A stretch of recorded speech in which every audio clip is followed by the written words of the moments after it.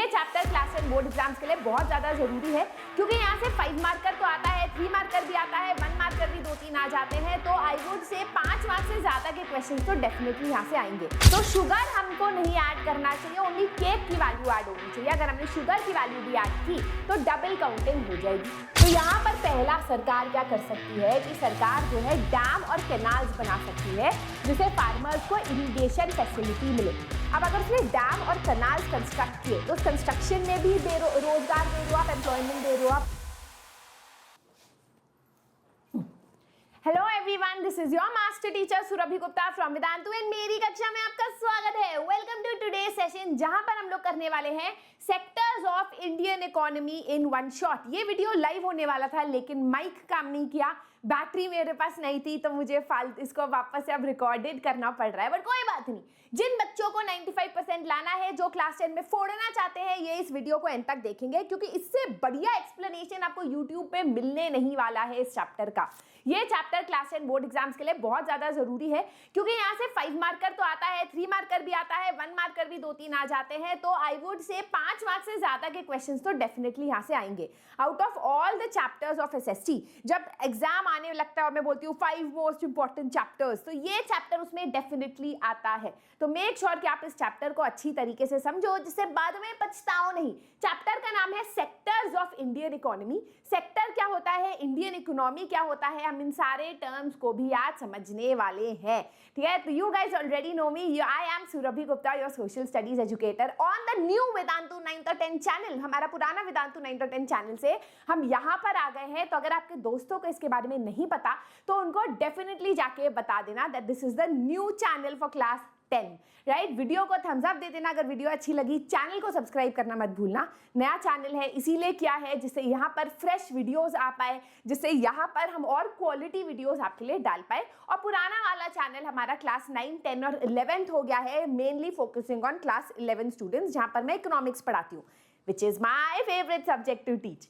Alright, let's start. Sectors of Indian economy, इसमें हम लोग पढ़ेंगे क्या क्या सेक्टर्स इकोनॉमिक एक्टिविटी में। इन तीनों सेक्टर्स को हम कंपेयर करने वाले हैं और अलग अलग तरीके के इकोनॉमिक एक्टिविटीज को भी आज हम पढ़ने वाले हैं। बट उससे पहले समझते हैं व्हाट इज इकोनॉमी। इकोनॉमी का मतलब होता है अर्थशास्त्र, है ना। इकोनॉमी एक ऐसा सिस्टम है जहां पर गुड्स और सर्विसेज प्रोड्यूस होते हैं एंड यह एक सिस्टम है जहां पर आप पैसे कमाते हो, अपना लाइवलीहुड कमाते हो, अपना ब्रेड एंड बटर कमाते हो। फॉर एग्जाम्पल लेटर से आज मैं आपको पढ़ा रही हूँ, है ना। अब मैं पढ़ा रही हूँ, मैं एक सर्विस प्रोवाइड कर रही हूँ, मैं कोई गुड तो प्रोवाइड कर नहीं रही भाई, पेंसिल दे रही हूँ, रबर दे रही हूँ, मैं एक सर्विस प्रोवाइड कर रही हूँ। इस सर्विस प्रोवाइड करने के क्या मुझे पैसे मिलते हैं? नहीं, आप लोगों से तो नहीं मिलते, बिल्कुल ही कंजूस सबके सब।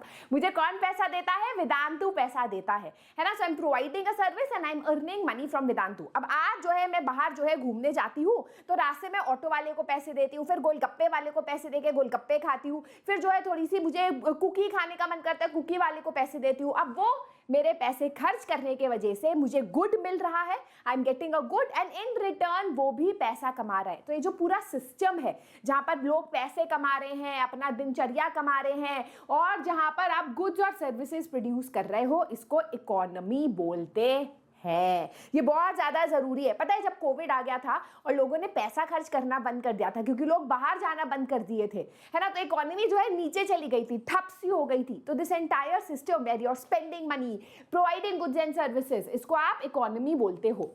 इकोनॉमिक एक्टिविटी क्या होती है? इकोनॉमिक एक्टिविटी वो एक्टिविटी होती है जिससे इनकम जनरेट होती है, जिससे आप पैसा कमाते हो। फॉर एग्जाम्पल आज मैं आप लोगों को पढ़ा रही हूँ, इससे मैं पैसा कमा रही हूँ। कल अपने अगर मैं बच्चे को घर पे पढ़ा रही हूँ तो उससे पैसे नहीं मांग रही। It is not an economic activity. So any activity becomes economic only when it generates income, only when आप उससे पैसा कमाते हो। अब किस तरीके का एक्टिविटी है economic activity? Based on the nature of economic activity हम लोग इकोनॉमिक एक्टिविटीज को 3 सेक्टर्स में डिवाइड करते हैं। Primary sector, secondary sector, tertiary sector. सुना होगा इन सेक्टर्स के बारे में अपने पिछली क्लासेस में, याद नहीं होगा क्योंकि भाई याददाश्त हमारी ऐसी है कि मूवीज और सॉन्ग्स तो हमें याद आ जाते हैं लेकिन हम चैप्टर भूल जाते हैं। कोई बात नहीं, सुरभि मैम है यहाँ समझाने के लिए।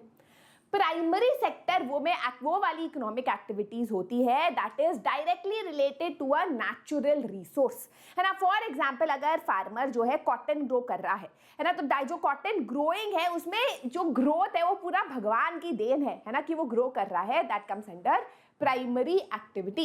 वैसे माइनिंग हो गया, फिशिंग हो गया, फिश को सी से निकाल के खाना बेचना, है ना, फिशिंग हो गया, डेयरी फार्मिंग हो गया, in all of this you are directly depending upon a natural product, a natural resource. Natural word आते ही दिमाग में आना चाहिए कि it is not manmade, it is भगवान का दिया हुआ, है ना। So that is a primary activity. इसको प्राइमरी एक्टिविटी क्यों बोलते हैं? क्योंकि प्राइमरी पहला स्टेज होता है ना स्कूलिंग का, बेसिक एक्टिविटी है। बिना प्राइमरी एक्टिविटी के कोई और एक्टिविटी हो नहीं सकती।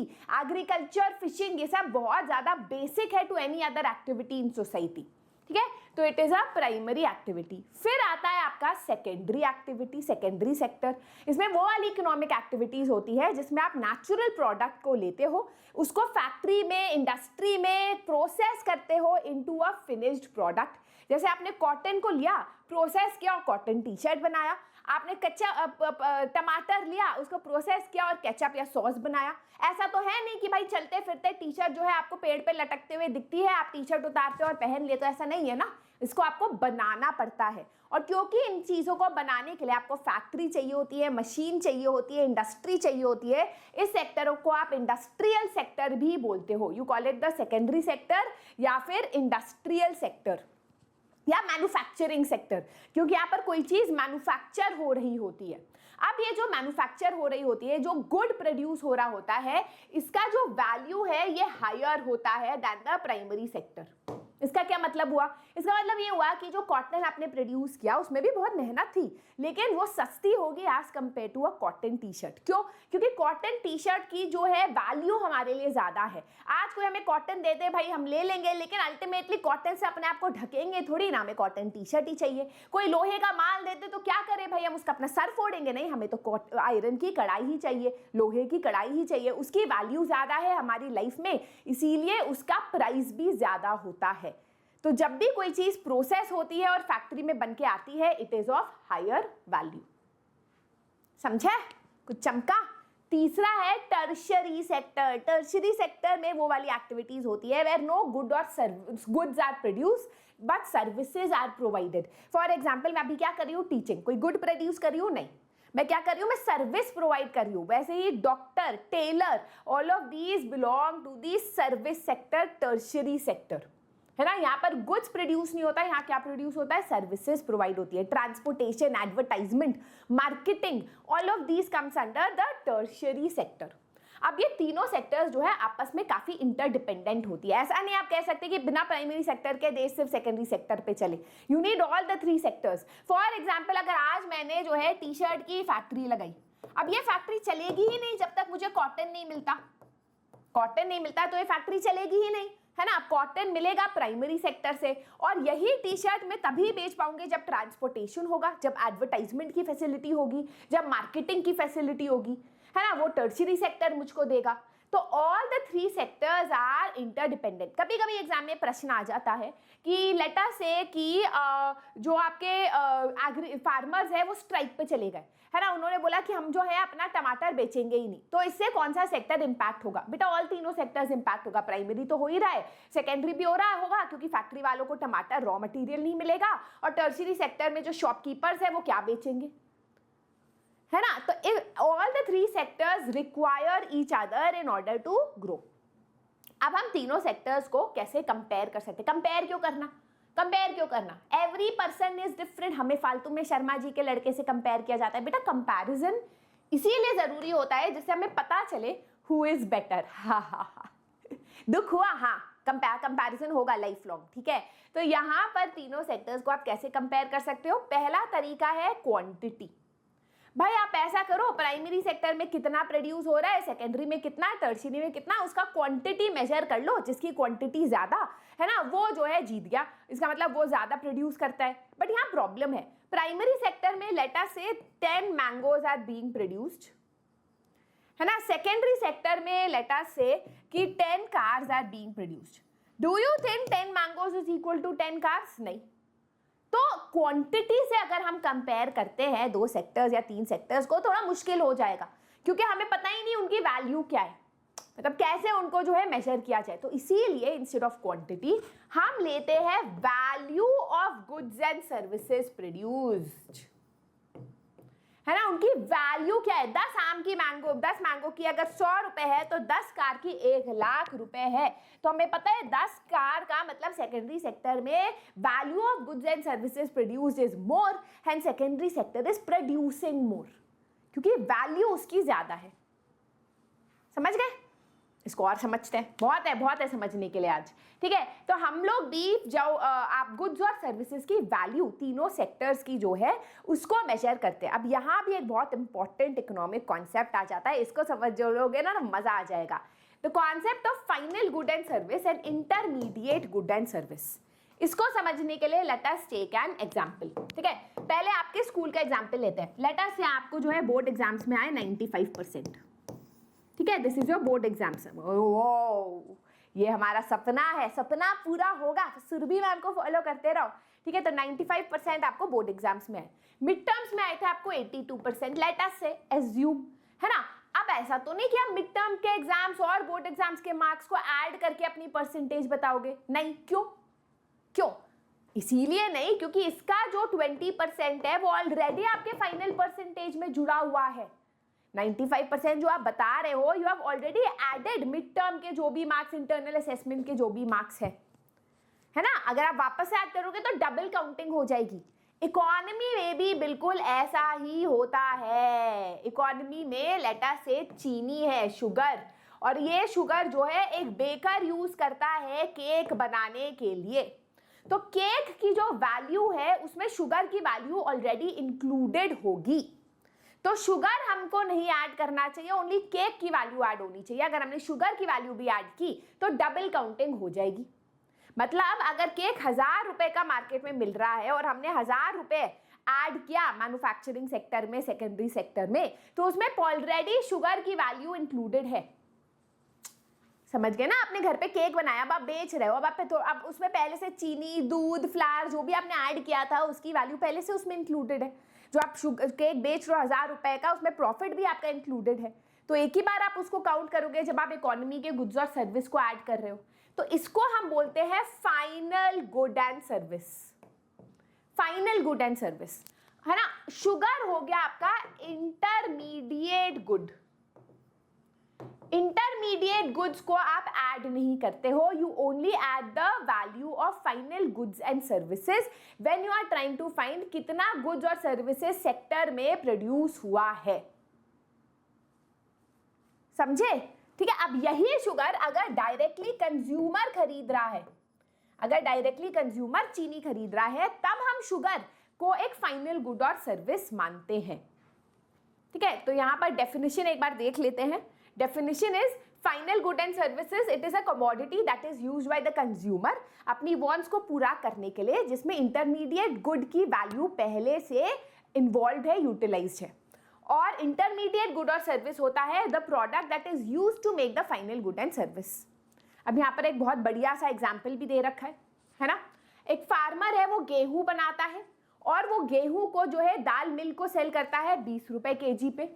दाल मिल जो है फिर उसका गेहूं को यूज करके उसका जो मिल है वो उसका आटा बनाता है और उसको बिस्किट कंपनी को बेचता है 25 रुपए kg में। अब इस 25 रुपए kg में 20 रुपए ऑलरेडी इंक्लूडेड है। फिर वो बिस्किट कंपनी जो है बाकी फ्लावर, शुगर और ये सब लेके बिस्किट बनाता है जो मार्केट में बेचता है ₹20 पर पैकेट पे। तो यहाँ पर फाइनल गुड और सर्विस क्या हुआ? बिस्किट हुआ फाइनल गुड, जिसमें पहले से आटे का, चीनी का, दूध का वैल्यू इंक्लूडेड है। तो ये वाले जो बने हुए जो प्रोडक्शन हुआ इकोनॉमी में, पर उसका वैल्यू हम इंक्लूड नहीं करेंगे because they have been included in the final product that is the biscuit. Simple सी बात है। अगर हमने इंक्लूड किया तो क्या होगा? डबल काउंटिंग हो जाएगी। गलत होगा ये, है ना, गलत होगा, राइट। तो इसको हम लोग समझते हैं what is the difference between final good and intermediate good. पहला, फाइनल गुड वो गुड होता है that is use for final consumption, है ना, खुद का खाना खाने के लिए। गुड्स जो है वो जो फर्दर प्रोडक्शन में यूज होता है उसको हम बोलते हैं इंटरमीडिएट गुड। जैसे चीनी अगर कंज्यूमर खा रहा है it is a final good, पर चीनी अगर बिस्किट के प्रोडक्शन में यूज हो रहा है it is an intermediate good. ठीक है, वैसा ही final good is used by the final consumer, यहाँ पर it is used as a raw material for the final product. यहाँ पर मतलब फाइनल गुड्स जो है फाइनल प्रोडक्ट्स है, उसके बाद उनकी प्रोसेसिंग नहीं होती, लेकिन इंटरमीडिएट गुड्स जो है अनफिनिश्ड प्रोडक्ट होता है, उसको प्रोसेस करके फिनिश्ड प्रोडक्ट में कन्वर्ट किया जाता है ना। इसका जो वैल्यू है it is added in the GDP of the country. GDP क्या होता है हम पढ़ेंगे अभी। इंटरमीडिएट गुड्स जो है इनकी value is not added to the national income या जीडीपी ऑफ द कंट्री। ठीक है, अब हम आते हैं एक ऐसे कॉन्सेप्ट पे जिसके बारे में आप लाइफ लॉन्ग न्यूज़पेपर में पढ़ोगे और बहुत कंफ्यूज भी होते होगे, लेकिन आज आपको ये कॉन्सेप्ट हमेशा की तरह हमेशा के लिए समझ आ जाएगा। जीडीपी का फुल फॉर्म है ग्रॉस डोमेस्टिक प्रोडक्ट। ठीक है, ग्रॉस मतलब एडेड, एडिशन। तो जब हम लोग final value of goods and service add करते हैं जो प्राइमरी सेक्टर में प्रोड्यूस हुआ है प्लस सेकेंडरी सेक्टर में प्रोड्यूस हुआ है प्लस टर्शियरी सेक्टर में प्रोड्यूस हुआ है इन 1 ईयर, उससे हमको मिलता है जीडीपी। जो प्राइमरी सेकेंडरी और टर्शियरी सेक्टर में फाइनल गुड्स और सर्विसेज का वैल्यू है उसका एडिशन, उसका gross is called the gross domestic product. GDP हमें एक तरीके से ये बताता है कि किसी भी इकोनॉमी में किसी भी देश में कितना कोई भी चीज प्रोड्यूस हो रहा है। अगर ज्यादा जीडीपी है किसी देश की उसका मतलब उसकी इकोनॉमी बड़ी है, वहां पर ज्यादा गुड्स और सर्विसेज प्रोड्यूस हो रहे हैं, वहां ज्यादा रोजगार है, ज्यादा एम्प्लॉयमेंट है, ज्यादा प्रॉस्पेरस इकोनॉमी है ना। अगर आज मैं टीच कर रही हूँ, आई एम प्रोवाइडिंग अ सर्विस, तो सोचो अगर बहुत सारा सर्विसेज कोई देश प्रोवाइड कर रहा है मतलब वहां ज्यादा लोगों की एम्प्लॉयमेंट है, ज्यादा लोग जो है प्रोड्यूस कर रहे हैं, प्रोडक्टिव है, right. So more GDP is always a good thing, उससे इकोनॉमिक ग्रोथ होता है। क्लास शुरू हुई और फोन भी शुरू हो गया। ऑलराइट, इसको ऑफ किया जाए। मतलब क्या ही बोलूं, वो भी किसने कॉल किया? फ्रॉड ने। फ्रॉड ही कॉल करते हैं मुझको, मतलब कोई और नहीं। Now who conducts the process of calculation of GDP? तो गाइस ये कोई आसान काम नहीं है पता करना कि किसी भी देश में कितना प्रोडक्शन हो रहा है। ये काम हमारे देश में करती है सेंट्रल गवर्नमेंट मिनिस्ट्री। यहाँ पर जो नेशनल सर्वे ऑर्गेनाइजेशन होता है ना वो करती है, NSO, right. So you have the central government ministry जो इंफॉर्मेशन करती है, इंफॉर्मेशन को कोलेट करती है, इंफॉर्मेशन को साथ में एग्रीगेट करती है और फाइनली जो है आपको देश का GDP बताती है। So this is obviously not a easy task. ठीक है, अब हम आते हैं अगले पार्ट पे, historical changes in the sector. Historically कैसे जो है कौन सा सेक्टर ज्यादा इंपॉर्टेंट था। अगर आपको हिस्ट्री अपनी थोड़ी बहुत याद है 6th 7th 8th की, तो आपको याद है हम पढ़ते थे कि राजा हुआ करता था, राजा को सबसे ज्यादा इनकम जो है जो टैक्स पे करता था वो फार्मर्स होते थे, क्योंकि एक जमाने में farming agriculture used to be the primary activity in an economy, है ना। ज्यादातर लोग एग्रीकल्चर रिलेटेड काम ही करते थे। तो initially historically primary sector was the dominant sector, but धीरे धीरे जो है एग्रीकल्चर में काफी ज्यादा टेक्नोलॉजी आई, काफी एग्रीकल्चर प्रॉस्पेरस हुआ। फार्मर सिर्फ अपने लिए ही नहीं बाकी गांव के लिए भी बनाने लग गए। वो एग्रीकल्चरल प्रोडक्ट्स को से ना लोग जैसे टमाटर से टमाटर का पेस्ट बना लिया, भुट्टा मतलब भुट्टा से भुट्टे का सूप बना के बेचने लग गए। तो धीरे धीरे जो है लोग from primary to secondary sector shift करने लग गए। लोगों ने घर पे छोटी छोटी मशीनें बना गई, कॉटन से उन्होंने टी शर्ट बनाना शुरू कर दिया, टी शर्ट को मार्केट में बेचना शुरू कर दिया। तो धीरे धीरे people started shifting from the primary to the secondary sector. अब जब इंडस्ट्रियल रेवोल्यूशन आया, जब फैक्ट्रियां आई, जब मशीनें आई, तो भैया बहुत सारे लोग सेकेंडरी सेक्टर में घुस गए, है ना। अब जो है एक टी शर्ट या 2 टी शर्ट प्रोड्यूस नहीं होता था एक दिन में, 1 लाख से 2 लाख टी शर्ट जो है प्रोड्यूस हो रहा है फैक्ट्री और मशीनों की मदद से, और काफी सस्ते में भी लोगों तक वो पहुंचाया जा रहा है, मिला जा रहा है। यहां पर फिर धीरे धीरे शिफ्ट होने लगा टू दी टर्शियरी सेक्टर। क्यों? क्योंकि आपका जब सेकेंडरी सेक्टर ग्रो हो रहा था तो उसके बाद जरूरत पड़ी हमें ट्रांसपोर्टेशन की, है ना, कि कोई ट्रांसपोर्ट कर दे टी शर्ट, कोई हमें जरूरत पड़ी मार्केटिंग की, एडवर्टाइजमेंट की। आप फैक्ट्री खोल रहे हो तो जो है आपको माइक, तो आपको लोन की भी जरूरत होती है ना। तो धीरे धीरे आपका टर्शियरी सेक्टर जो है काफी ज्यादा एम्प्लॉयमेंट देने लगा। मोस्ट ऑफ द पीपल है, ये डेवलप्ड कंट्रीज में देखा जाता है that people usually shift from first primary to secondary to tertiary sector. ये मोस्ट डेवलप्ड कंट्रीज में देखा गया है। लेकिन हम भारतीय हैं, हम पुष्पा के भी बाप हैं, हम ना झुकेगा, हम ना किसी को फॉलो करेगा, हम अलग ही कुछ काम करते हैं, हम अतरंगे हैं, है ना। बताऊंगी किस तरीके से अतरंगे हैं, बट आई होप आपको ये समझ आ गया that people have historically moved from primary to secondary to tertiary sector. ठीक है, अब अगले पार्ट से जाने से पहले, अगले पार्ट तक जाने से पहले जल्दी से बच्चों आपको मैं आकार बैच के बारे में बता दूं। अगर आपको मेरे पढ़ाने का तरीका मजा आता है, आपको कॉन्सेप्ट समझ आता है और आप मुझसे पर्सनली पढ़ना चाहते हो, मुझसे ही नहीं, अभिषेक सर से, कुलदीप सर से, खुशबू मैम से, निकिता मैम से, जो सब यूट्यूब के बिल्कुल दिग्गज महान टीचर्स है, तो आकार बैच आप बच्चों के लिए है। आकार बैच में आपको क्या मिलेगा, इसी तरीके से बड़े से स्क्रीन में हम पढ़ाएंगे। ये तो यूट्यूब पे भी करते हैं मैम, इसमें क्या अलग बात है बेटा। हम आपको, क्योंकि आप हमारी क्लास में आ रहे हो, we are accountable to you, है ना। आप, हम इंश्योर करेंगे कि अगर आप मेरी क्लास में हो तो आपको 95% तो आएंगे ही आएंगे बोर्ड एग्जाम्स में। आप अगर मेरी कक्षा में आते हो और मैं आपको होमवर्क क्वेश्चंस देती हूँ, आप वो सॉल्व करके आंसर जो है मुझे ईमेल आईडी पे दोगे, मैं उसको चेक करके आपको दूंगी कि भाई इस तरीके से आंसर लिखना है। आपको मुझसे पर्सनल टिप्स मिलेंगे और सारी टीचर्स से। क्लास के बीच में जैसे अभी आपको कोई डाउट्स आ रहे होंगे, पूछ नहीं सकते, यूट्यूब है ना, रिकॉर्डेड वीडियो है, वहां पर लाइव सेशन होगा, वहां पर जो भी आप मुझसे डाउट्स पूछोगे वहीं पर मैं भी आंसर करूंगी और एक और टीचर बैठा होगा जो क्लास टीचर होगा जो आपके डाउट सॉल्व करेगा। आपको टेस्ट मिलना शुरू हो जाएगा, you will have class test for every single chapter, जिसको क्लास टेस्ट को करके आप अपने आप को एनालाइज कर सकते हो। आपको पूरा अपना परफॉर्मेंस रिव्यू मिलेगा, रिपोर्ट कार्ड मिलेगा, है ना। तो बहुत ही बढ़िया है ये आकार बैच, बहुत मेहनत से हम सब लोगों ने आपके लिए बनाया है। एनसीईआरटी लाइन बाय लाइन हम यहाँ पढ़ाते हैं, बहुत मेहनत करते हैं। 1 घंटे की क्लास होती है, हमेशा बातों बातों में बच्चों का डाउट लेने में हम काम करते हैं, उनका चेहरा देखते हैं, उनसे डाउट पूछने में जो है बिल्कुल आपको लगेगा नहीं ऑनलाइन क्लास ऑफलाइन जैसा लगेगा, उसमें ही 1 घंटे से ज़्यादा टाइम निकल जाता है।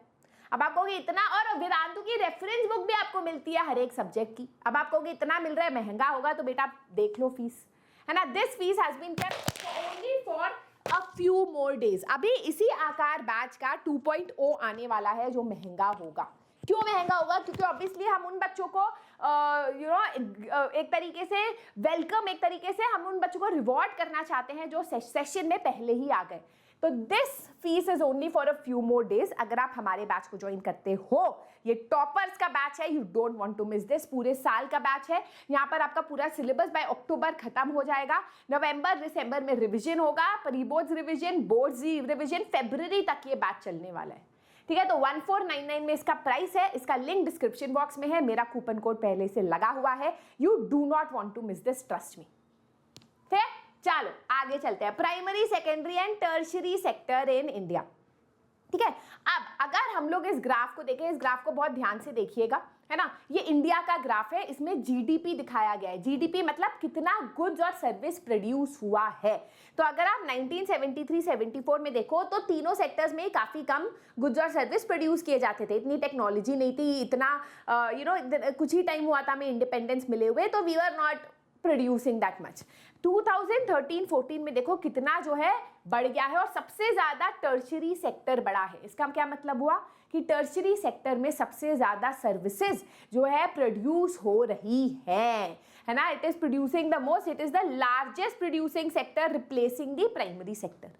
तो ये तो बिल्कुल वैसे ही है जैसे हमने प्रिडिक्ट किया था, है ना, कि ऐसे शिफ्ट होना चाहिए। अब before we go into that, पहला क्वेश्चन आता है कि मैम क्यों टर्शियरी सेक्टर इतना इंपॉर्टेंट क्यों हो गया आज की दुनिया में? पहले जमाने में अगर एग्रीकल्चरल सेक्टर इंपॉर्टेंट था, then why is the tertiary sector important today? इस पे जो है डायरेक्ट क्वेश्चन 3 to 5 मार्क्स का आता है। पहला है because of basic services.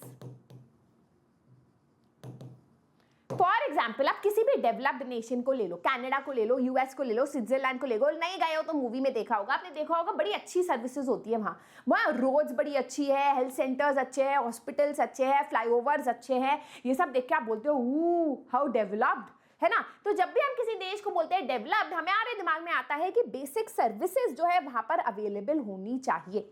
Now as countries are developing, जैसे इंडिया भी एक डेवलपिंग कंट्री है, तो हम भी सरकार से एक्सपेक्ट करते हैं कि वो हमें अच्छी सड़क दे, अच्छे हॉस्पिटल्स दे, अच्छे फ्लाईओवर्स दे, अच्छे पोस्ट ऑफिसेज दे, अच्छे जुडिशियल सेंटर्स दे, है ना। हम ये एक्सपेक्ट करते हैं गवर्नमेंट से, इसलिए गवर्नमेंट अब ज्यादा जो है इन्वेस्टमेंट करने लगी है इन द टर्शियरी सेक्टर। ठीक है, पहला रीजन। दूसरा रीजन आप कह सकते हो कि as the primary and the secondary sector is growing, tertiary sector is automatically growing. Primary sector green revolution के बाद एग्रीकल्चर ने बहुत फ्लरिश किया, बहुत ज्यादा प्रोडक्टिविटी बढ़ गई, बट बेटा प्रोडक्टिविटी तो बढ़ गई लेकिन लोगों तक पहुंचाने के लिए ट्रांसपोर्टेशन चाहिए, है ना। फैक्ट्रियों तक पहुंचाने के लिए ट्रांसपोर्टेशन चाहिए, वैसे बहुत सारी फैक्ट्रियां खुल गई बट मार्केटिंग चाहिए, एडवर्टीजमेंट चाहिए। तो जब प्राइमरी और सेकेंडरी सेक्टर ग्रो किया तो ऑटोमेटिकली हमारे देश में टर्शियरी सेक्टर ने भी ग्रो किया। वाह। तीसरा पॉइंट, इनकम हैज इंक्रीज्ड। आजकल क्या हो रहा है ना, पहले के जमाने में क्या होता था, एक आदमी घर में जो है काम करने जाता था, औरत जो है घर का सारा काम करती थी, घर में खाना वाना बना के रखती थी, काफी सिंपल सी लाइफ थी। अब सबको ज्यादा पैसा चाहिए, दोनों पापा मम्मी जो है दोनों पैसा कमाने बाहर जा रहे हैं घर के। अब दोनों अगर बाहर जा रहे हैं, घर में खाना कौन बनाएगा, तो दोनों सोचते हैं चलो बाहर से खाना मंगवा लेते हैं। दोनों जो है साथ में मिलके जो है टूरिज्म भी करने लगे हैं, ट्रैवल करने लगे, ईटिंग आउट करने लगे हैं, इंस्टाग्राम ज्यादा करने लगे हैं। तो ये सारी जो सर्विसेज है ना, इनकी डिमांड बढ़ गई है because people's income has increase, उनका एस्पिरेशन, उनका सपना बढ़ गया है। तो that is why tertiary sector specially बड़े शहरों में बहुत ज्यादा इंपॉर्टेंस गेन करने लगा है। ठीक है, चौथा पॉइंट आप बोल सकते हो that is the growth of ICT, information and communication technology. Internet के आने से, है ना, आप लोग मानोगे भाई टर्शियरी सेक्टर के तो बल्ले बल्ले हो गए। आज हमको टैक्सी भी कहीं लेनी पड़ती है, हम उबर से लेते हैं, सब्जियां भी मंगवानी पड़ती है, हम ऐप से करते हैं, all of that belongs to the tertiary sector, right. Myntra से शॉपिंग कर रहे हैं, एक डिलीवरी वाला बंदा है जो हमारे लिए सामान ला रहा है, आईसीटी से the tertiary sector has blown up, है ना। इट हैज, उसका इंपॉर्टेंस और उसकी डिमांड बढ़ गई है। So that is why tertiary sector हमारे यहाँ काफी बड़ा है। अब यहाँ पर एक क्वेश्चन आता है कि भाई is service sector growing equally well, जो भी लोग सर्विस सेक्टर में है क्या उन सबकी ग्रोथ हो रही है, क्या वो सब लोग बहुत सारा पैसा कमा रहे हैं? तो आंसर इज नो। सिर्फ वो लोग जो एजुकेटेड है ना, जो हाईली स्किल्ड जॉब्स में है, जैसे कंप्यूटर इंजीनियर या आईआईटी जेई का टीचर, अभिषेक सर टाइप टीचर, वो लोग बहुत पैसा कमा रहे हैं, उनके बल्ले बल्ले हो रहे हैं। बट बहुत सारे लोग जो सर्विस सेक्टर में है, जैसे रिक्शा पुलर हो गए, वेजिटेबल वेंडर्स हो गए, ये लोग जो है ये लोग इतना ग्रो नहीं कर पा रहे हैं, है ना। ये लोग यहाँ पर क्यों काम कर रहे हैं? मेड्स जो है ये भी तो सर्विस प्रोवाइड कर रही है, जो आपके घर में झाड़ू पोछा लगा रही है। उसका सपना थोड़ी ना था कि मैं एक दिन सबके घर में झाड़ू पोछा लगाऊंगी, वर्ल्ड की बेस्ट मेड बनूंगी, है ना। नहीं, they are doing that work, why? Because they have no other alternative. ये भी टर्शियरी सेक्टर को ही बिलोंग करते हैं बट इनका ग्रोथ नहीं हो रहा है। ठीक है, so tertiary sector is growing but not all parts of the tertiary sector is growing. अब हम आते हैं एक बड़े इंटरेस्टिंग पहलू पे चैप्टर के, जिस पे अगेन बहुत क्वेश्चंस आते हैं एग्जाम में, ध्यान से समझना। आप यहाँ पर देख सकते हो this is the share in GDP, है ना। शेयर इन जीडीपी पर अगर देखोगे 1973-74 में प्राइमरी सेक्टर का 40% शेयर था जीडीपी में, और 2013-14 में आते आते 10% हो गया। तो प्राइमरी सेक्टर का शेयर गिर गया और टर्शियरी सेक्टर का शेयर जो है काफी बढ़ गया। ये अच्छी बात है। क्यों? क्योंकि देखो हमेशा टर्शियरी सेक्टर में जो प्रोड्यूस हो रहा है उसकी वैल्यू ज्यादा होगी then secondary sector, secondary sector में जो प्रोड्यूस हो रहा है उसकी वैल्यू ज्यादा होगी देन प्राइमरी सेक्टर।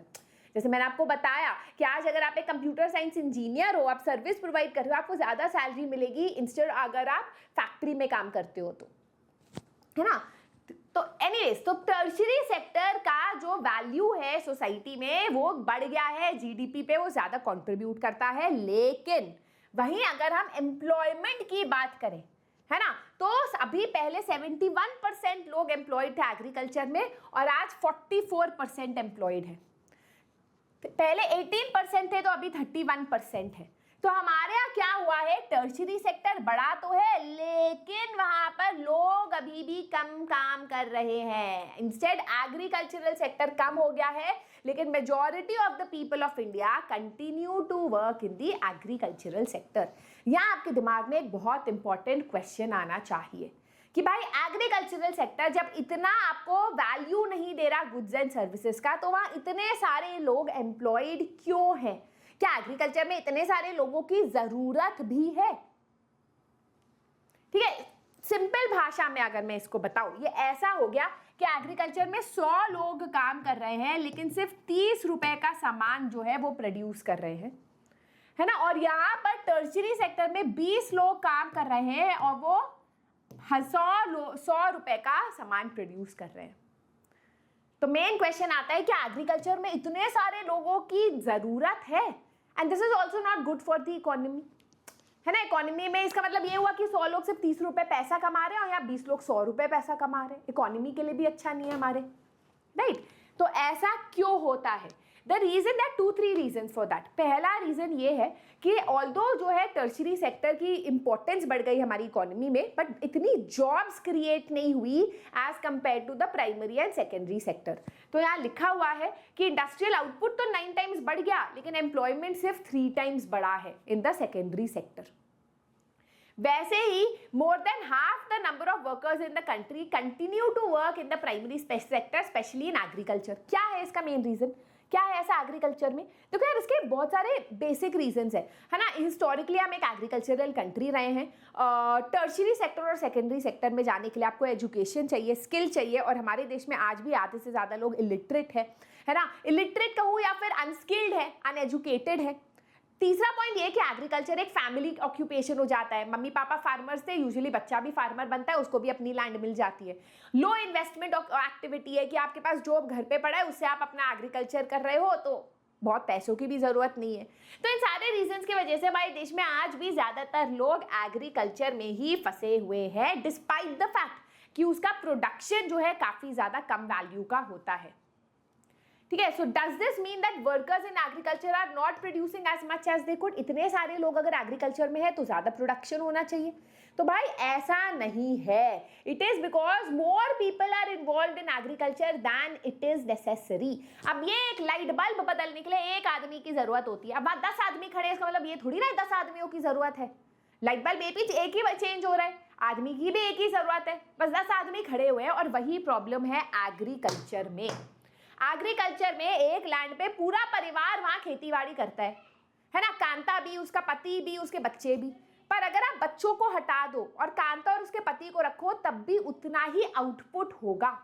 इसका मतलब ये कि वहां पर उसके बच्चे जो है वो फालतू में काम करते हुए दिख रहे हैं, उनका कोई एक्चुअली काम नहीं है, वो कोई वैल्यू को ऐड नहीं कर रहे हैं। इसको बोलते हैं डिसगाइज्ड अनएम्प्लॉयमेंट या अंडर एम्प्लॉयमेंट। क्या बोलते हैं इसको? डिसगाइज्ड अनएम्प्लॉयमेंट या अंडर एम्प्लॉयमेंट। डिसगाइज मतलब छुपा हुआ बेरोजगारी। ये कैसी बेरोजगारी है? ऐसा अनएम्प्लॉयमेंट है जो आंखों से दिखता नहीं है। अगर आप किसी शॉप में जाओ और आपको 3 लोग वहां दिखे काम करते हुए, आपको लगेगा कि यार हाँ, इसका परिवार इसकी मदद कर रहा है और सब लोग जो है काम पे लगे हुए हैं। पर अगर 3 लोगों में से 2 लोगों को हटा दो और एक ही इंसान काम कर रहा है, तब भी शॉप की उतनी ही इनकम होगी। इसका मतलब बाकी जो 2 लोग थे वो डिसगाइज्ड अनएम्प्लॉयमेंट में थे, अंडर एम्प्लॉयड थे। इसका मतलब वो छुपे हुए बेरोजगार है जो आपको दिखाई नहीं दे रहा, जो हमारे देश की सबसे बड़ी प्रॉब्लम है।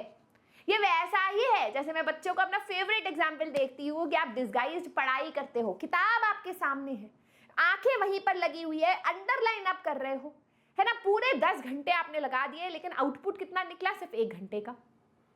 बाकी 9 घंटे आप एक्टिंग कर रहे थे पढ़ाई की। इसको क्या बोलते हैं? डिसगाइज्ड पढ़ाई। जल्दी से यो दे दो चैट बॉक्स में अगर आप डिसगाइज्ड पढ़ाई करते हो तो।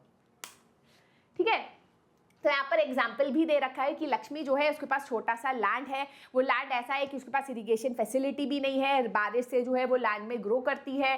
5 मेंबर्स है उसकी फैमिली में, वो सब लोग जो है उसकी मदद करते हैं। और अगर उन 5 मेंबर्स में से 2 लोगों को हटा भी दिया जाए तो बाकी 3 लोगों से भी उतना ही आउटपुट निकलेगा।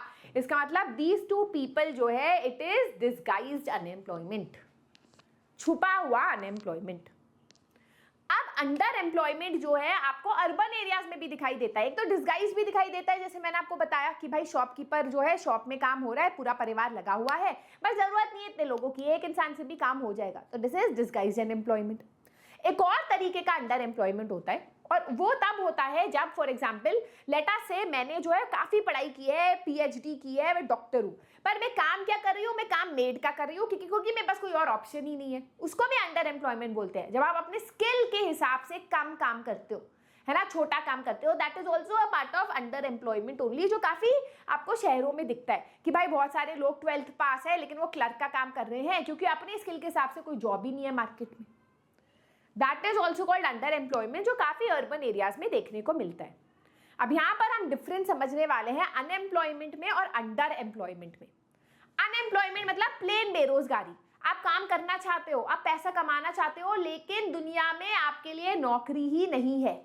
क्यों नहीं है? हो सकता है कि जैसे आप कुछ काम करते थे लेकिन मशीनों ने आपका काम ले लिया, मशीन वो काम करते हैं तो आप अनएम्प्लॉयड हो, ठीक है, दैट इज अनएम्प्लॉयमेंट। या इकोनॉमी खराब है ही नहीं अभी मार्केट में कोई जॉब ही नहीं दे रहा, अनएम्प्लॉयमेंट।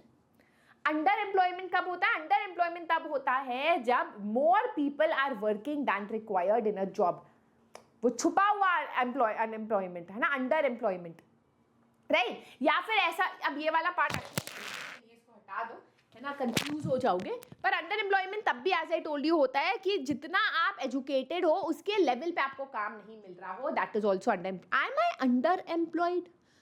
मैं सोच रही हूँ अब टीचर बाय चॉइस बोल रही हूँ, but should I say that I am teacher by under employment? Think about it. मैंने एमफिल तक पढ़ाई की है, मैं यूनिवर्सिटी में पढ़ा सकती हूँ, मैं यहाँ पढ़ा रही हूँ 9th और 10th को। Do you think? Interesting question, ये मुझे रोना दिला देगा, तो हम आगे बढ़ते हैं, मैं रोना नहीं चाहती आज। ऑलराइट, अब हम आते हैं एक और कॉन्सेप्ट पे जो काफी ज्यादा रूरल एरियाज में देखने को मिलता है, and that is seasonal unemployment. Seasonal मतलब सीजन, मौसम के हिसाब से आप अनएम्प्लॉय होते हो। बारिश हो गई भाई आज तो बेरोजगारी, धूप आ गई तो भाई रोजगार ही रोजगार, नहीं, ऐसा नहीं है इसका मतलब। सीजनल अनएम्प्लॉयमेंट का सिंपल सा मतलब है कि एक साल में कुछ ऐसे पीरियड्स होते हैं जब आपको नौकरी मिलती है, बाकी टाइम आप बेरोजगार बैठते हो। क्यों? जैसे लेट्स से एग्रीकल्चर है ना, एग्रीकल्चर में आप जो हो, आपके पास जमीन नहीं है, आप जो हो बाकी लोगों के लैंड पे काम करते हो। अब आपको तब रखा जाता है जब बीज बोना होता है या हार्वेस्ट का टाइम होता है, बाकी टाइम साल के आप बेरोजगार होते हो। This is seasonal unemployment. ये शहरों में भी दिखाई देता है, मोस्टली एग्रीकल्चर में दिखाई देता है, बट शहरों में भी दिखाई देता है। जैसे कुछ फैक्ट्रियां होंगी, क्रैकर फैक्ट्री, पटाखे की फैक्ट्री, आपको तब रखेगी जब दिवाली का टाइम आएगा, और फिर दिवाली खत्म, क्रैकर्स खत्म, तो आपको जो है नौकरी से हटा देगी। तो that is seasonal unemployment. Undisguised unemployment I have already told you, ये भी एग्रीकल्चरल सेक्टर में ज्यादातर दिखाई देता है, जहां more people are working than required. तो इससे क्या है, अगर आप उन लोगों को हटा भी दो, it will not impact the output. ठीक है, समझे? मजा आ रहा है? बढ़िया चैप्टर है, इस चैप्टर में बोर नहीं हो सकता कोई इंसान। वीडियो को अगर बोरिंग लगे तो 1.25x पे देख लो, आहा क्या मजा आएगा। समझ नहीं आएगा ज्यादा अच्छा, लिखना चाहते हो नोट्स तो धीरे ही देखो, पर अगर रिवीजन कर रहे हो तो 1.25x पे देख लो। अब हम आते हैं चैप्टर के सबसे इंपॉर्टेंट पार्ट पे, जिससे हर साल क्वेश्चन आता है, आएगा और आता रहेगा, तो इसको अच्छी तरीके से समझना। प्रॉब्लम तो मैम आपने बता दी, under employment, seasonal unemployment, unemployment बेरोजगारी प्रॉब्लम है, बट इसका सोल्यूशन क्या है? How can government create more employment for the people, specially in the rural areas? तो यहाँ पर पहला सरकार क्या कर सकती है कि सरकार जो है डैम और कैनाल्स बना सकती है, जिससे फार्मर्स को इरिगेशन फैसिलिटी मिले। अब अगर उसने डैम और कैनाल्स कंस्ट्रक्ट किए तो उस कंस्ट्रक्शन में भी रोजगार दे रहे हो आप, एम्प्लॉयमेंट दे रहे हो आप, कि भाई डैम्स बन रहे हैं, कैनाल्स बन रहे हैं, लोगों के बिना तो नहीं बन सकते, भगवान थोड़ी ना आके बना रहे हैं, तो उसमें एम्प्लॉयमेंट हो रहा है। अब जब आप डैम्स और कैनाल्स बनाओगे तो पानी जो है फार्मर्स के फील्ड तक आएगा, इरिगेशन फैसिलिटी उनको मिलेगी, है ना, इरिगेशन फैसिलिटी मिलेगी तो फिर वो क्या कर पाएंगे, मल्टीपल क्रॉपिंग कर पाएंगे, ज्यादा से ज्यादा क्रॉप्स ग्रो कर पाएंगे, उनकी एग्रीकल्चरल इनकम बढ़ेगी, प्रोडक्टिविटी बढ़ेगी, एग्रीकल्चरल इनकम बढ़ेगी, तो डिस्गाइज अनएम्प्लॉयमेंट खुद से खुद कम होगा, क्योंकि आउटपुट बढ़ेगा, है ना, तो उससे डिस्गाइज अनएम्प्लॉयमेंट कम होगा, right. So that is one thing. दूसरा है गवर्नमेंट जो है ट्रांसपोर्टेशन में पैसा डाल सकती है, जिससे फार्मर्स अगर क्रॉप्स ग्रो कर रहे हैं तो उसको मार्केट तक ट्रांसपोर्ट करके अच्छे रेट पे बेच पाए। स्टोरेज फैसिलिटी में जो है इन्वेस्ट कर सकती है। बहुत बार आपने देखा होगा कि टमाटर बड़े सस्ते हो जाते हैं, बहुत सस्ते, तो फार्मर्स को उस रेट पे बेचने में बड़ा नुकसान होता है। तो अगर उनके अच्छी स्टोरेज फैसिलिटी है, वो टमाटर को स्टोर कर सकते हैं, और जब मार्केट ठीक हो जाए, जब रेट ठीक हो जाए, तब उसको बेच सकते हैं। तो इसमें फार्मर्स का बड़ा फायदा है अगर स्टोरेज फैसिलिटी पे इन्वेस्ट किया जाए, है ना। तो तीसरा है local banks can provide good loans to farmers. आजकल देश में छोटे फार्मर्स की सबसे बड़ी प्रॉब्लम ये है कि उनको बैंक लोन नहीं देता है। क्यों नहीं देता? मनी एंड क्रेडिट चैप्टर में पढ़ेंगे। तो उनको बड़े मनी लेंडर से लोन लेना पड़ता है, जिसमें बहुत हाई रेट ऑफ इंटरेस्ट होता है है ना, बहुत ज़्यादा कर्ज में वो घुस जाते हैं।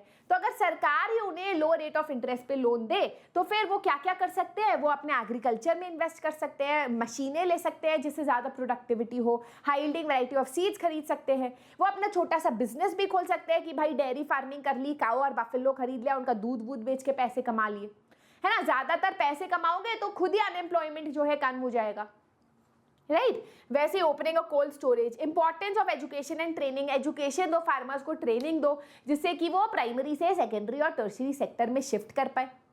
अब इन सारे जो मेजर्स मैंने आपको बताया इसमें टाइम लगेगा, है ना, ऐसा नहीं है कि एक बार पर। अनएम्प्लॉयमेंट तो आज की प्रॉब्लम है, जो इंसान सड़क पे बिल्कुल भूखा मर रहा है, अगर आप उनको जाके ये प्रॉब्लम ये बताओगे कि देखो हम तुम्हारे लिए स्टोरेज फैसिलिटी खोलेंगे, हम तुम्हारे लिए जो है ये करेंगे, एक दिन तुम्हें एम्प्लॉयमेंट मिलेगा, वो कहेगा मुझे आज चाहिए रोजगार, मुझे आज चाहिए पैसा, मुझे आज चाहिए खाना।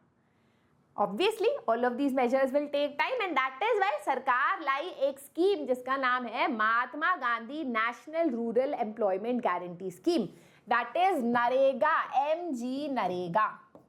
यहाँ पर सरकार बोलती है कि गांव में जो भी हम काम करवाते हैं, डैम्स बनवाना, कैनाल्स बनवाना, रोड्स बनवाना, यहाँ पर इस काम में हम आपको 100 डेज ऑफ गारंटीड वर्क देंगे, है ना, एंड उस काम के बदले हम तुम्हें कुछ पैसा देंगे। एंड इससे दो फायदे, एक तो भाई गांव का हित होगा, भाई आप रोड्स बना रहे हो, कैनाल्स बना रहे हो, है ना, और रोजगार भी मिल रहा है लोगों को, पैसा भी मिल रहा है। तो डिस्गाइज अनएम्प्लॉयमेंट और सीजनल अनएम्प्लॉयमेंट दोनों प्रॉब्लम का सोल्यूशन निकल गया, रोजगार दे रहे हो आप, है ना। बट अगर सरकार फॉर सम रीजन रोजगार नहीं दे पा रही, 100 days of guaranteed work in a year नहीं दे पा रही, तो यहाँ सरकार कहती है हम आपको अनएम्प्लॉयमेंट अलाउंस देंगे, हम आपको कुछ पैसा ऐसे ही दे देंगे बिना काम के, क्योंकि हमने प्रॉमिस किया है कि हम आपको काम देंगे। इसीलिए इस एक्ट को राइट टू वर्क भी बोला जाता है, ठीक है, it is your right to work, right. तो इनिशियली जो है गवर्नमेंट ने इसको 625 डिस्ट्रिक्ट्स ऑफ इंडिया में इंट्रोड्यूस किया था, बट ये इतना पॉपुलर हो गया that it was spread across the country, ठीक है। अब हमारे देश में बहुत ज़्यादा ज़रूरी है कि हम एम्प्लॉयमेंट मेजर्स लाए, कि हम छोटे फार्मर्स की मदद करें, क्योंकि इंडिया में lakhs of farmers are like Lakshmi, जहाँ पर अंडर एम्प्लॉयमेंट की प्रॉब्लम है, जहाँ पर इरिगेशन फैसिलिटीज़ प्रोवाइडेड नहीं है। और अगर हमने एग्रीकल्चर का उद्धार किया तो सोचो मेजॉरिटी ऑफ इंडियाज पॉपुलेशन का हम उद्धार करेंगे, क्योंकि ज़्यादातर लोग एग्रीकल्चर में ही फंसे हुए हैं, ठीक है। अच्छा, दूसरा पॉइंट ये कि इंडिया का 60% of the population belongs to age 5 to 29। हमारे देश में बहुत ज़्यादा अधपके आम है, मतलब हम लोग बहुत यंग पॉपुलेशन है। तो अगर हम एजुकेशनल इंस्टीट्यूशंस खोले, ट्रेनिंग सेंटर्स खोले, तो कितने लोगों को एम्प्लॉयमेंट मिले दे सोचो। नॉट जस्ट दैट, हमारे यहाँ काफ़ी ज़्यादा बच्चे अभी भी चाइल्ड लेबरर्स की तरह काम कर रहे हैं। सोचो बचपन में ही उनसे ये पढ़ाई का जो अपॉर्चुनिटी है ये उनसे छीना जाता है और बचपन में ही उन्हें काम पे लगा दिया जाता है। तो सरकार को बहुत फोकस करना चाहिए to convert these people into a good resource, है ना, उनको ट्रेन करके उनको पढ़ाई करवा के। अब कभी कभी क्वेश्चन आता है एग्जाम में कि हम अर्बन एरियाज में कैसे एम्प्लॉयमेंट बढ़ा सकते हैं। अर्बन एरियाज में भी काफ़ी प्रॉब्लम है, सीजनल अनएम्प्लॉयमेंट है, बेरोजगारी की प्रॉब्लम है। तो यहाँ पर आप ये वाला पॉइंट लिखोगे कि नीति आयोग ये बोलता है, जो हमारा प्लानिंग कमीशन है एक तरीके का, नीति आयोग ये बोलता है that 20 lakh jobs can be created in the education sector alone. Education sector अकेले की अगर हम बात करें तो यहाँ 20 लाख जॉब्स आप क्रिएट कर सकते हो। मतलब हम टीचर्स काफ़ी नहीं है यूट्यूब पे, और टीचर्स चाहिए आप लोगों को, स्टूडेंट्स पढ़ भी लो थोड़ा सा, राइट। वैसे ही बोलते हैं नीति आयोग कि हर स्टेट और हर सेक्टर एम्प्लॉय, जैसे आपने एक चीज़ नोटिस की, I tell you this example, whenever I go to a foreign country, मैं देखती हूँ कि वहाँ छोटा कोई हिस्टोरिकल उनका केव होगा, कुछ होगा, वहाँ 3-4 गाइड्स होंगे, पूरा एक सेंटर होगा, टूरिज्म सेंटर, वहाँ पर वो आपको ऐसे दिखाएंगे जैसे पता नहीं केव है क्या है, राइट। वो इसलिए किया जाता है जिससे कि वहाँ ज़्यादा लोग आए, वहाँ ज़्यादा लोग पैसा खर्च करें, वहाँ एम्प्लॉयमेंट बढ़े। हमारे देश में इतनी हिस्टोरिकल चीज़ है, इतना टूरिज्म हो सकता है, इतना ज़्यादा हम लोग टूर गाइड्स वगैरह लगा सकते हैं, इतना रोजगार हम बढ़ा सकते हैं, पर हम इसको एक्सप्लॉइट नहीं करते। और यही नीति आयोग ने बोला कि अगर हम टूरिज्म पे फोकस करें तो 35 लाख पीपल से ज़्यादा लोगों को हम एम्प्लॉयमेंट दे सकते हैं। That's a huge thing, right. हमारे यहाँ इतने सारे महल है, इतने सारा हिस्टोरिकल प्लेसेस है, भूत बंगला है, भाई वहाँ टूरिस्ट गाइड लगा दो, उसको इंस्टाग्राम पे ट्रेंड करा दो, कितने लोग वहाँ पर आके पैसा खर्च करेंगे और आपका एम्प्लॉयमेंट बढ़ जाएगा, right. Okay, now that was the first part of the chapter, जहां पर हमने प्राइमरी, सेकेंडरी और टर्शियरी सेक्टर के बारे में पढ़ा।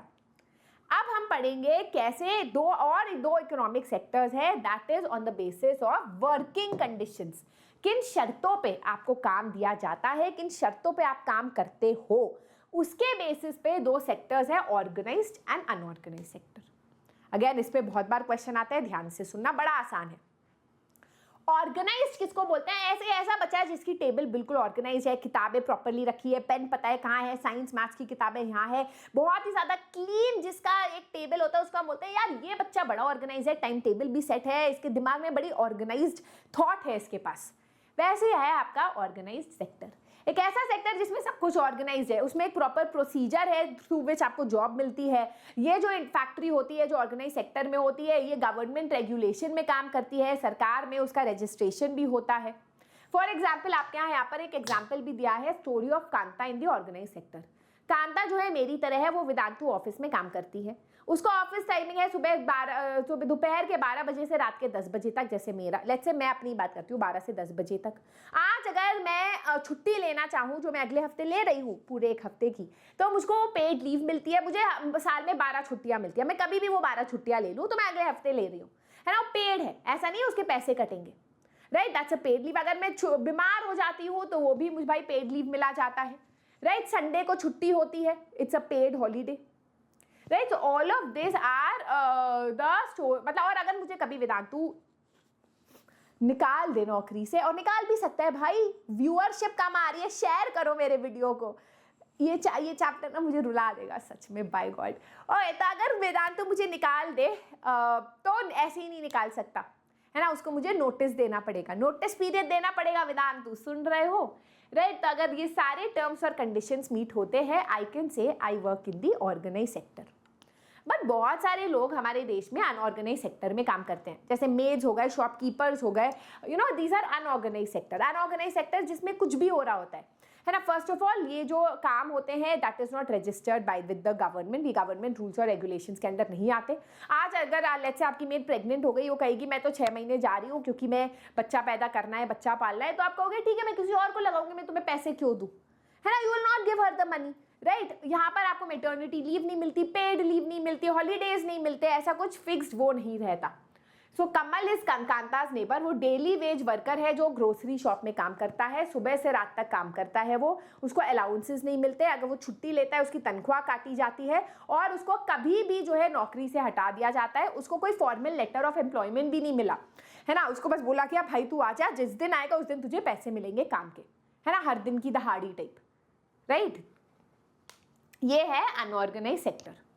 अब बेटर कौन सा है? Organise sector. ऑब्वियसली सब लोग चाहेंगे बड़े होकर हम ऑर्गेनाइज सेक्टर में काम करें, क्यों?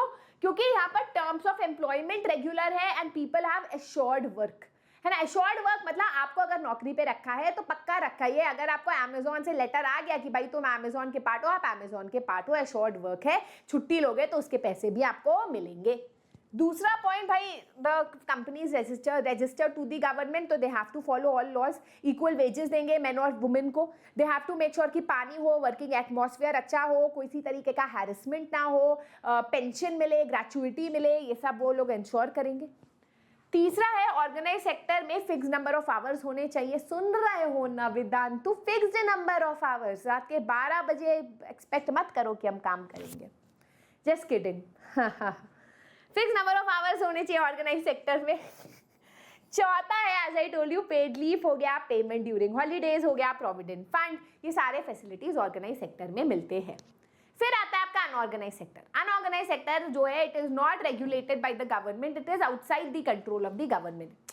जैसे आप अपने मेड को जो है कैश में पे कर रहे हो, थोड़ी ना सरकार को पता चल रहा है कितना पे कर रहे हो कितना नहीं। वैसे ही बहुत सारे फैक्ट्रियों में जो वर्कर्स होते हैं उनको अनऑर्गेनाइज तरीके से रखा जाता है, उनको जो है बोला जाता है कि भाई 50 रुपये, जैसे सरकार बोलती है लेट्स से 300 रुपये पर डे देना ही देना है, बट आप नहीं दे रहे, आपने कहीं रजिस्टर ही नहीं किया अपनी कंपनी को, आप उसे 50 रुपये हर दिन का दे रहे हो, वो बंदा काम कर रहा है रोते पड़ते, राइट। तो आप अनऑर्गेनाइज सेक्टर में हो। अगर कोई किसी ने छुट्टी ले ली तो आप उसकी तनख्वाह भी काटते हो, भाई तुम्हें जुकाम हो गया, नॉट अलाउड, तनख्वाह काट दी। यहाँ कभी भी जो है आपको नौकरी से निकाला जा सकता है। So no one wants to work in the unorganise sector, है ना। तो डिफरेंस आता है एग्जाम में ऑर्गेनाइज और अनऑर्गेनाइज सेक्टर में, तो बहुत आसान है। ऑर्गेनाइज सेक्टर प्रॉपर्ली स्ट्रक्चर्ड है, it is under government regulation. ये अंडर गवर्नमेंट रेगुलेशन में नहीं आता, इट इज नॉट स्ट्रक्चर्ड। यहाँ पर कुछ बेनिफिट्स आपको मिलते हैं, जैसे पेड हॉलीडेज हो गया, मैटरनिटी लीव, ग्रेचुइटी हो गया। अनऑर्गेनाइज सेक्टर में ऐसा कोई बेनिफिट नहीं है, एम्प्लॉयर बल्कि आपको कभी भी नौकरी से निकाल सकता है। There is no job security, यहाँ पर देयर इज जॉब सिक्योरिटी। ठीक है, इस तरीके से आप अपने एग्जाम्पल्स लिख सकते हो। एग्जाम्पल भी लिख लो कि government sector, most government sector jobs हो गया, बिग कंपनीज हो गया, unorganise sector farmers unorganise sector में है, शॉपकीपर्स वगैरह। ठीक है, चलो अब हम समझ गए भाई अनऑर्गेनाइज सेक्टर में वर्कर्स बहुत वल्नरेबल है, उनके ऊपर बहुत एक्सप्लॉइटेशन हो सकता है। अब उनको प्रोटेक्ट करना चाहिए, नहीं करना चाहिए? अगर आपके ऊपर अत्याचार हो रहा है, वी शुड प्रोटेक्ट, राइट। अब ये प्रोटेक्शन कैसे होगा? अब एज आई टोल्ड यू, सब चाहते हैं वो ऑर्गेनाइज सेक्टर में काम करे। कोई ये नहीं कहता मैं बड़े होके अनऑर्गेनाइज सेक्टर में काम करना चाहता हूँ, मैं कैजुअल वर्कर बनना चाहता हूँ, मैं बेइज्जती सहना चाहता हूँ। No one says this. Everyone wants to work in the organise sector. But problem क्या है कि ऑर्गेनाइज सेक्टर में नौकरियां बड़ी कम है ना। Jobs are slowly increasing. और पता है ऑर्गेनाइज और अनऑर्गेनाइज सेक्टर में एक मिलिट्री कह रही हूँ, मिली भगत भी है। क्या मिली भगत? तो I give you an example, 2-3 examples, है ना। जैसे फॉर एग्जाम्पल लेट्स से कि अमेजॉन है ना। अब अमेजॉन अपने इंजीनियर्स को फुल टाइम की तरह रखती है ना, पेड एम्प्लॉइज गवर्नमेंट रेगुलेशन में। बट जैसे जो क्लीनिंग के कर्मचारी होते हैं, वो वाला काम जो है वो एक कॉन्ट्रैक्टर को दे देती है कि भाई तुम संभालो क्लीनिंग। अब वो कॉन्ट्रैक्टर क्या करेगा ना, वो 5-6 लोगों को रखेगा क्लीनिंग के लिए और उनको जो है कैश में जो है पैसा देगा। He will give them money in cash. तो वो कहीं गवर्नमेंट रेगुलेशन में नहीं आते, कल को निकाल भी सकता है, कम पैसा भी दे सकता है। तो अनऑर्गेनाइज सेक्टर जो है काफी ज्यादा ग्रो कर रहा है। व्हाई? क्योंकि इससे जो है उनको लॉज नहीं फॉलो करने पड़ते, पैसे नहीं देने पड़ते लॉज फॉलो करने, और लेबरर्स को प्रोटेक्ट नहीं करना पड़ता। They can easily be exploited. उनको कम वेजेस दे सकते हो, कोई जॉब सिक्योरिटी देने की जरूरत नहीं है, डेंटल देने की जरूरत नहीं है, चिल लाइफ चल रही है एज एन एम्प्लॉयर। इसलिए लोग अनऑर्गेनाइज सेक्टर से वर्कर्स को हायर करते हैं। ठीक है, सिंस द 1990s काफी कॉमन हो गया है कि a large number of workers are losing their jobs in the organise sector. इसके वजह से उनके पास कोई ऑप्शन ही नहीं होता बाहर अनऑर्गेनाइज सेक्टर में काम करने के लिए। इसलिए बहुत जरूरी है कि किसी तरह अनऑर्गेनाइज सेक्टर को भी ऑर्गेनाइज सेक्टर के अंडर लाया जाए और इंश्योर किया जाए कि वो गवर्नमेंट रूल और रेगुलेशन को फॉलो करे। ठीक है, अब कौन है अनऑर्गेनाइज सेक्टर में? अगर आप रूरल एरियाज की बात करो तो आपको पता है जो फार्मर्स, उनके पास लैंड नहीं है, लैंडलेस लेबरर्स, है ना, जो बाकी लोगों के लैंड पे काम कर रहे हैं, वो अनऑर्गेनाइज सेक्टर में उन्हें कभी भी निकाला जा सकता है ना। आर्टिजन्स हो गए, जो छोटा छोटा काम कर रहे हैं विलेजेस में, वो लोग हो गए, वो जो है स्मॉल फार्मर्स हो गए, they are a part of the unorganise sector. अब ऑब्वियसली अगर 80% of the rural population unorganise sector में है तो सरकार को कुछ करना चाहिए, तभी तो उनका उद्धार होगा और तभी देश का उद्धार होगा। तो बोला जाता है द गवर्नमेंट शुड इंश्योर कि उनको लोन मिले जिससे वो अपना खुद का बिजनेस खोल पाए, high yielding variety of seeds उनको मिल पाए, है ना, स्टोरेज फैसिलिटी में इन्वेस्ट करे, जो हमने पढ़ा अभी वो सब। अर्बन एरियाज में भी अनऑर्गेनाइज सेक्टर काफी है। स्मॉल स्केल इंडस्ट्रीज में काफी ज्यादा वर्कर्स को इस तरीके से रखा जाता है। कैजुअल वर्कर्स जो कंस्ट्रक्शन में काम करते हैं, वो हर दिन का दहाड़ी उनको मिलती है। ट्रांसपोर्टेशन में ड्राइवर का काम करते हैं, राइट। आपके घर की मेड हो गई, रैक पिकर्स हो गए, all of them belong to the unorganise sector in the urban areas. यहाँ पर भी गवर्नमेंट उनको लोन प्रोवाइड कर सकती है जिससे वो खुद का बिजनेस खोल पाए। अगर आप फैक्ट्री है तो उनको रॉ मटेरियल प्रोक्योर करवा सकती है जिससे फैक्ट्री का प्रोडक्शन बढ़े और फैक्ट्री का को भी गवर्नमेंट रेगुलेशन के अंडर आना पड़े। तो बहुत ज़्यादा हेल्प जो है, और उनको ट्रेन कर सकती है जिससे उनको ऑर्गेनाइज सेक्टर में नौकरी मिले, right. In our country there is another dimension of the unorganise sector, जो होना ही है। हमारे देश में कास्ट सिस्टम है। देखा गया है तो कि यूजुअली गरीब लोग जो है अनऑर्गेनाइज सेक्टर में जाते हैं क्योंकि उनके पास कोई और ऑप्शन ही नहीं होता। और ज़्यादातर गरीब लोग कौन है हमारे देश में? जो लोअर कास्ट के हैं, जो शेड्यूल्ड कास्ट के हैं, जो शेड्यूल्ड ट्राइब्स के हैं। तो जो SC और ST है, we see that they are the ones जो यूजुअली अनऑर्गेनाइज सेक्टर में काम करते हैं, स्पेशली एज रैग पिकर्स, जो क्लीन वगैरह करते हैं, ड्रेन व्रेन, है ना। और उनको बहुत सोशली डिस्क्रिमिनेट भी किया जाता है, समाज में बहुत नीची नज़रों से देखा जाता है। ठीक है, चलो अब हम आते हैं final part of the chapter पे, and that is sectors in terms of ownership. Now on the basis of who owns the sector या हु ओन्स अ कंपनी, हम लोग जो है दो टाइप ऑफ इकोनॉमिक एक्टिविटीज को डिवाइड करते हैं, दो तरीके से डिवाइड करते हैं। पहला है पब्लिक सेक्टर और दूसरा है प्राइवेट सेक्टर। बहुत सिंपल है, आप पढ़ते आ रहे हो। पब्लिक सेक्टर होता है obviously with the name public, जो पब्लिक के हित के लिए जो सेक्टर होता है उसको पब्लिक सेक्टर बोलते हैं। यहाँ यूजुअली गवर्नमेंट होता है जो इन्वॉल्व होता है, जो सारे खर्चे उठाता है, जो ओनरशिप लेता है फैक्ट्री वगैरह की, है ना। रेलवेज हो गया, that is a public sector. Post office हो गया, that is a public sector. फिर आता है आपका private sector. Private sector is owned by private individuals for profit, है ना। आज अगर मैंने हॉस्पिटल खोला है तो ऑब्वियसली चैरिटी के लिए थोड़ी ना खोला, इतना पैसा नहीं है मेरे पास, मैंने प्रॉफिट के लिए खोला है। तो let's look at the difference between public and private sector. Exam में कभी कभी आता है। पब्लिक सेक्टर वो सेक्टर होता है that is owned and controlled by the government. Private sector होता है that is owned and controlled by individuals, ठीक है। पब्लिक सेक्टर का मेन मोटिव होता है वेलफेयर ऑफ द पीपल। अगर हॉस्पिटल सरकार ने खोला है तो बहुत महंगा नहीं होगा, सस्ता होगा, जिससे गरीब से गरीब लोग उसको अफोर्ड कर पाए। प्राइवेट सेक्टर अगर का मेन मोटिव होता है प्रॉफिट अर्न करना, ज्यादा से ज्यादा प्रॉफिट और पैसा कमाना। गवर्नमेंट सेक्टर या पब्लिक सेक्टर जो है टैक्सेस के थ्रू जो है पैसा अर्न करती है, थ्रू टैक्सेस। मतलब आपसे जो टैक्स लेती है वो पैसा यूज करती है पब्लिक सेक्टर को ग्रो करने के लिए, और वही सरकार जो है, जो प्राइवेट सेक्टर जो है वो खुद का पैसा लगाती है। And then you give examples, railway, post office, वहां टाटा स्टील और रिलायंस, ठीक है। अब क्वेश्चन आता है कि क्यों पब्लिक सर्विसेज सरकार प्रोवाइड करे। सरकार पप्पा है, पप्पा मुझको पर्स चाहिए, ये लो पैसा, पापा मुझे गाड़ी चाहिए, ये लो पैसा। क्या सरकार हमारे पापा हैं जो हमें बेसिक सर्विसेज प्रोवाइड करेगी? तो आप कहोगे हाँ जी वो हमारे पापा है। क्यों है हमारे पापा? क्योंकि अगर सारी सर्विसेज प्राइवेट सेक्टर प्रोवाइड करे तो बड़ी एक्सपेंसिव हो जाएंगी, क्योंकि वो प्रॉफिट के लिए कर रही है। जैसे अगर हॉस्पिटल और स्कूल की बात करें, प्राइवेट हॉस्पिटल और प्राइवेट स्कूल, तो बड़ा महंगा होता है। तो ये बेसिक सर्विसेज पब्लिक को प्रोवाइड हो पाए एट एन अफोर्डेबल या फ्री कॉस्ट, तब गवर्नमेंट जो है इन्वॉल्व होती है इसमें। दूसरा ये कि काफी ज्यादा इंफ्रास्ट्रक्चर, जैसे डैम्स का कंस्ट्रक्शन हो गया, रोड्स का, फ्लाईओवर्स का, अगेन ये सारा कंस्ट्रक्शन कैपेबिलिटी सरकार में ही है to do it at a lower cost. इसमें काफी हेवी स्पेंडिंग चाहिए that the government sector can do, ठीक है। दूसरी बात ये कि प्राइवेट सेक्टर बहुत सारी चीजों में गवर्नमेंट सपोर्ट चाहिए होता है, तभी प्राइवेट सेक्टर काम कर पाएगी। जैसे इलेक्ट्रिसिटी, है ना। अगर इलेक्ट्रिसिटी की बात करें, हमें तो यार बिजली आ जाती है, हम इसके बारे में ज्यादा सोचते नहीं है, बट आप सोचो इलेक्ट्रिसिटी का प्रोडक्शन, फिर वहां से यहाँ तक ग्रिड लाइंस पूरी बनती है जिसके थ्रू इलेक्ट्रिसिटी जाती है, आपके घरों तक आती है। दिस एंटायर थिंग इतना महंगा है, मैं आपको बता नहीं सकती। अब यही काम अगर प्राइवेट सेक्टर करता है तो ये बहुत ज्यादा महंगा पड़ेगा, it will be super super expensive.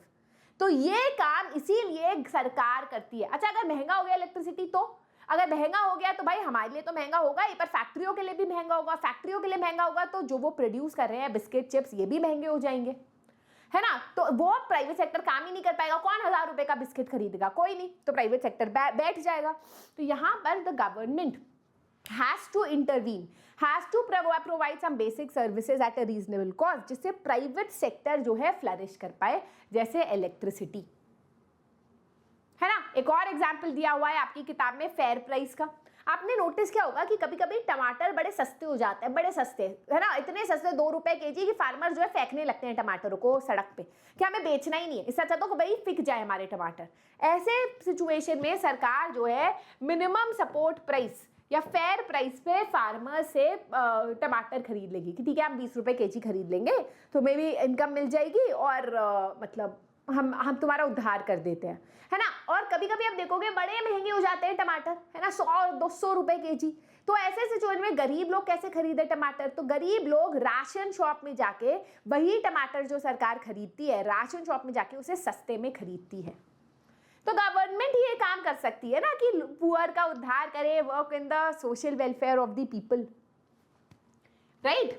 तो गवर्नमेंट को क्यों स्पेंड करना चाहिए? इसीलिए स्पेंड करना चाहिए क्योंकि बच्चों हमारे देश में we have the largest illiterate population in the world. It's not a thing कि जिससे हम प्राउड हो, है ना। सबसे ज्यादा अनपढ़ लोग हमारे देश में ही है। आधे से ज्यादा बच्चे हमारे यहाँ माल नरिश्ड है। आप जो 3 टाइम का खाना खाते हो, पढ़ाई करते हो, मम्मी पापा आपके बर्तन साफ, स्कूल की फीस देते हैं, इसको फॉर ग्रांटेड मत लो। आधे बच्चे देश के 3 टाइम का खाना भी उनको नसीब नहीं है, माल नरिश्ड है वो, है ना। हमारे यहाँ ओडिशा और मध्य प्रदेश ऐसे 2 स्टेट है जो वर्ल्ड के पुअरेस्ट नेशंस जैसे है, वहां इतनी ज्यादा छोटे बच्चों की डेथ्स होती है बिलो 1 ईयर। वहां पर they have the highest infant mortality rate in the country and also in the world, which is the reason why government should spend money on health and education in our country. अगर health और education पे उतना पैसा खर्च करते ना जितनी हमारी सरकार मिलिट्री पे और बेकार की कामों में खर्च करती है, तो देश कहाँ से कहाँ पहुंच जाए, राइट? तो it is important that the government pays attention to human development, to basic housing facilities, health, education etcetera, और सबसे गरीब लोग जो सबसे इग्नोर्ड एरियाज में है उनका उद्धार हो। And that is it, I finished the chapter in 1 hour। और अगर आपने इस वीडियो को थोड़ी हाई स्पीड में देखा होगा तो और जल्दी आपका चैप्टर खत्म हो गया होगा। चलो होमवर्क क्वेश्चंस करते हैं। Identify the correct answer from the following alternatives provided. Both TISCO and Reliance industries कौन ओन करता है? बहुत सिंपल क्वेश्चन। अंडर एम्प्लॉयमेंट कब अकर करता है? वीडियो को पॉज करो, आंसर मुझे कॉमेंट सेक्शन में बताओ। The sectors are classified into public and private sector on what basis? Identify the natural product from the list of items given below. So these are your 4 homework questions for today. अगर आपको आज का session अच्छा लगा तो make sure जो हमारा VIP session है सेक्टर्स ऑफ इंडियन इकोनॉमी का वो भी देख लो, जहां पर हमने very important problems of the chapter कर रखे हैं। So that is it for today बच्चों। आई होप आपको आज का सेशन अच्छा लगा। Do not forget to give a thumbs up, share and subscribe. एक दोस्त के साथ जरूर इस वीडियो को शेयर करना। क्लास 9 और 10 SST मतलब सुरभि मैम होना चाहिए। So that is it. This is your master teacher Surbhi signing out. Bye bye.